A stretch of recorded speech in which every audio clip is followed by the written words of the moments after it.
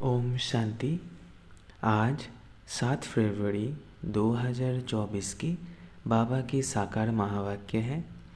प्यारे बाबा बोले, मीठे बच्चे, आत्म अभिमान विश्व का मालिक बनाता है, देह अभिमान कंगाल बना देता है, इसलिए आत्म अभिमानी भव। प्रश्न: कौन सा अभ्यास अशरीरी बनने में बहुत मदद करता है? उत्तर: अपने को सदा एक्टर समझो। जैसे एक्टर पाठ पूरा होते ही वस्त्र उतार देते हैं, ऐसे तुम बच्चों को भी यह अभ्यास करना है।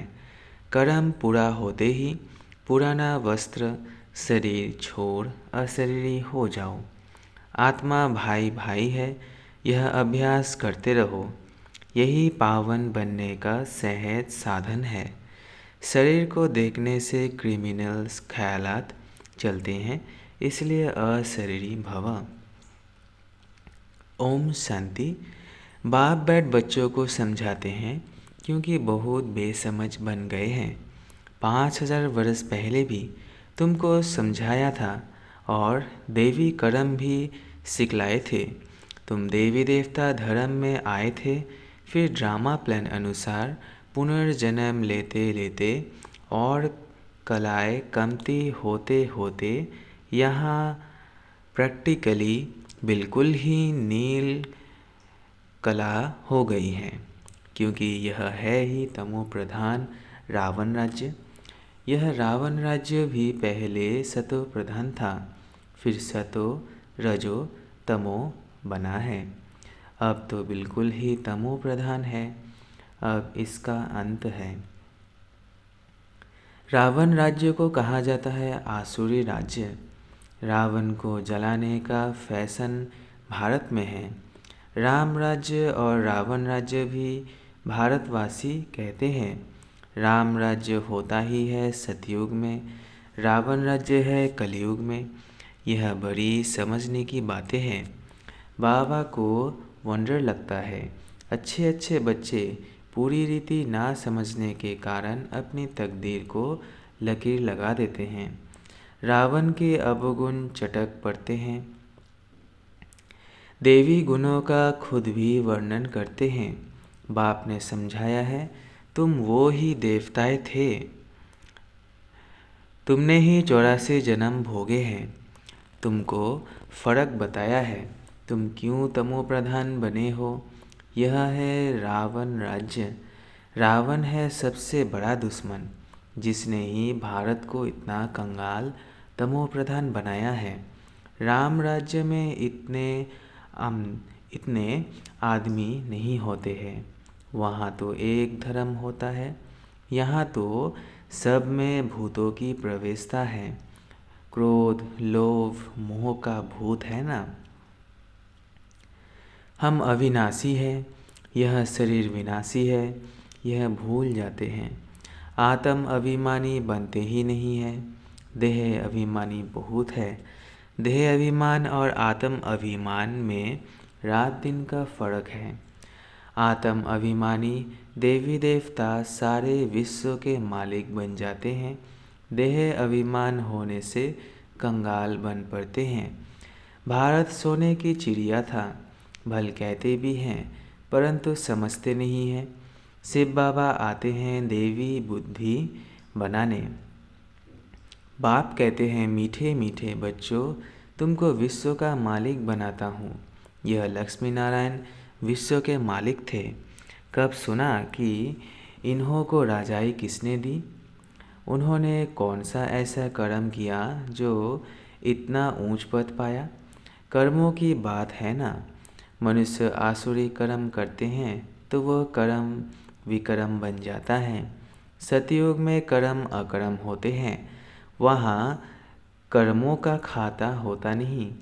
बाप समझाते हैं, ना समझने कारण बहुत विघ्न डालते हैं। कह देते हैं शिव शंकर एक है।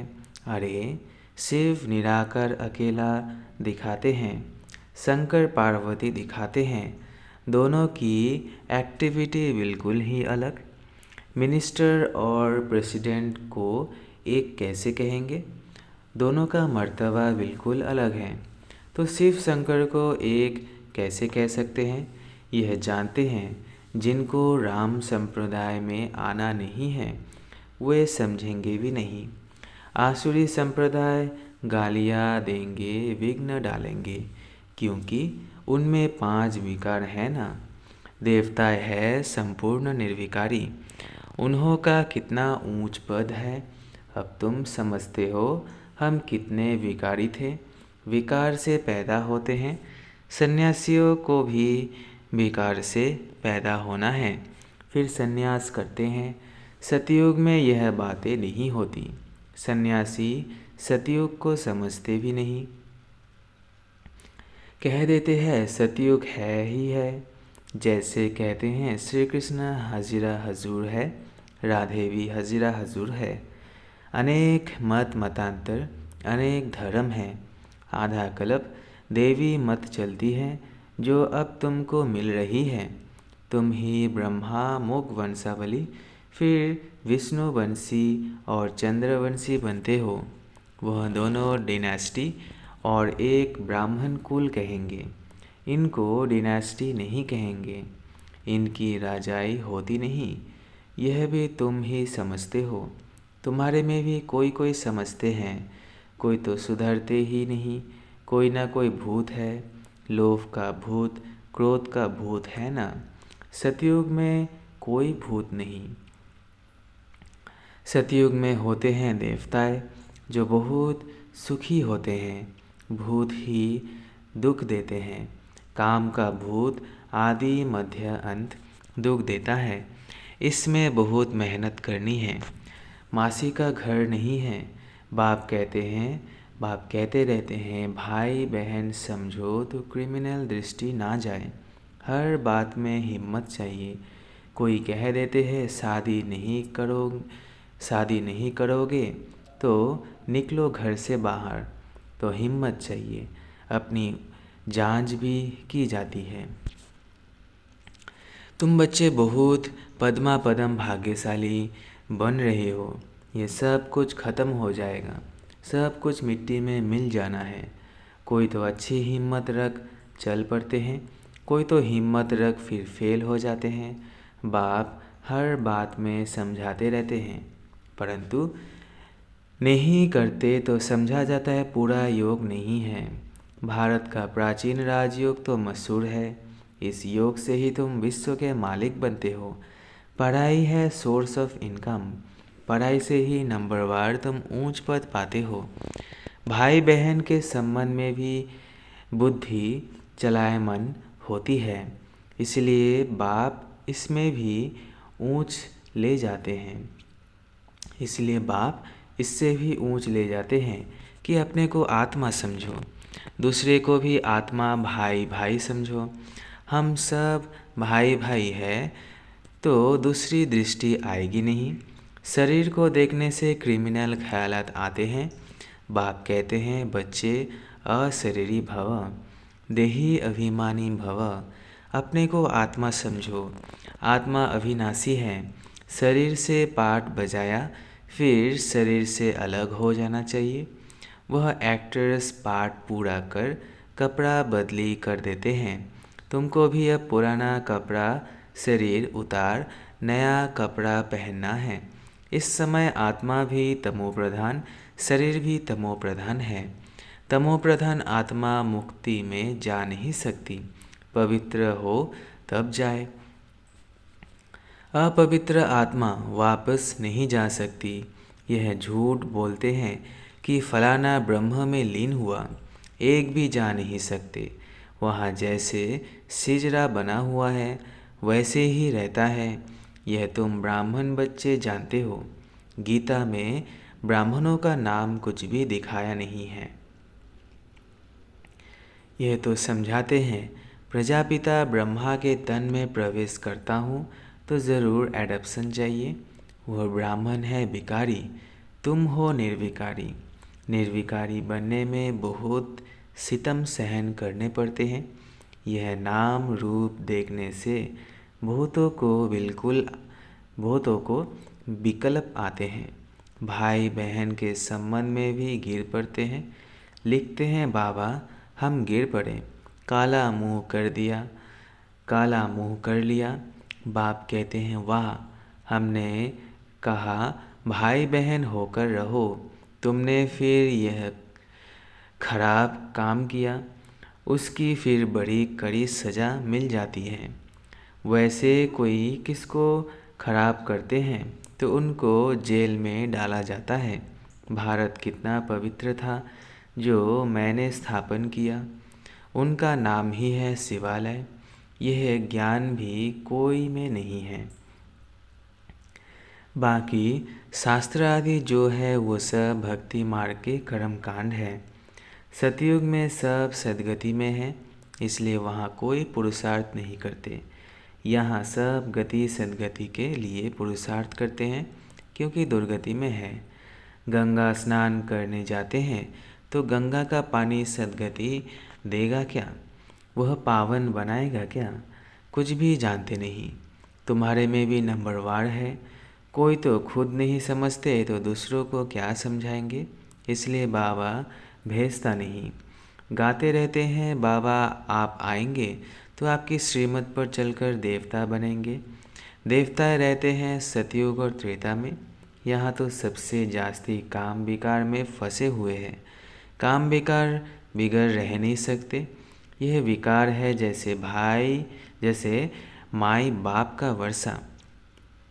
यह विकार है जैसे माई बाप का वर्षा। यहाँ तुमको मिलता है राम का वर्षा, पवित्रता का वर्षा मिलता है। वहाँ विकार की बात नहीं होती। भक्त लोग कहते हैं श्री कृष्ण भगवान हैं, तुम उनको 84 जन्मों में दिखाते हो। अरे भगवान तो निराकार है, उनका नाम शिव है। बाप कितना अच्छी रीति समझाते हैं, तरस भी पड़ता है, रहम दिल है ना। यह कितना अच्छे समझदार बच्चे हैं। भव का भी अच्छा है, जिसमें ज्ञान और योग की ताकत है तो वो कोशिश करते हैं। पढ़े लिखे को सत्कार अच्छा मिलता है, अनपढ़े को सत्कार नहीं मिलता है। यह तो जानते हो इस समय सब आसुरी संप्रदाय है, कुछ भी समझते नहीं हैं। शिव और शंकर का अंतर तो बिल्कुल क्लियर है। वह है मूल वतन में, वह सूक्ष्म वतन में। सब एक जैसे कैसे होंगे? यह तो तमो प्रधान दुनिया है। रावण दुश्मन है आसुरी संप्रदाय का, जो आप समान बना देता है। अब बाप तुमको आप समान देवी संप्रदाय बनाते हैं। वहाँ रावण होता नहीं, आधा कल्प उनको जलाते हैं। राम राज्य होता है सतयुग में। गांधी जी राम राज्य चाहते थे, लेकिन वह राम राज्य कैसे स्थापन कर सकते? वो कोई आत्म अभिमानी बनने की शिक्षा नहीं देते थे। बाप ही संगम पर कहते हैं आत्म अभिमानी बनो। यह है उत्तम बनने का योग। बाप कितना प्यार से समझाते रहते हैं। घड़ी घड़ी कितना प्यार से बाप को याद करना चाहिए। बाबा आपकी तो कमाल है। हम कितने पत्थर बुद्धि थे, आप हमको कितना ऊंच बनाते हैं। आपकी मत बिगड़ हम और किसकी मत पर नहीं चलेंगे। पिछाड़ी को सब कहेंगे बरोबर ब्रह्मा कुमार कुमारियाँ तो देवी मत पर चल रहे हैं। कितनी अच्छी अच्छी बातें सुनाते हैं। आदि मध्य अंत का परिचय देते हैं। कैरेक्टर सुधारते हैं। अच्छा, मीठे मीठे सिकिलधे बच्चों प्रति माता पिता बाप दादा का याद प्यार और गुड मॉर्निंग। रूहानी बाप की रूहानी बच्चों को नमस्ते। हम रूहानी बच्चों की रूहानी माता पिता बाप दादा को याद प्यार गुड मॉर्निंग और नमस्ते नमस्ते नमस्ते। शुक्रिया बाबा शुक्रिया। धारणा के लिए मुख्य सार पहला है, दृष्टि को शुद्ध पवित्र बनाने के लिए किसी के भी नाम रूप को ना देख अशरीरी बनने का अभ्यास करना है। स्वयं को आत्मा समझ आत्मा भाई से बात करनी है। दूसरा है, सर्व का सत्कार प्राप्त करने के लिए ज्ञान योग की ताकत धारण करनी है। देवी गुणों से संपन्न बनना है। कैरेक्टर सुधारने की सेवा करनी है। वरदान है, बीमारी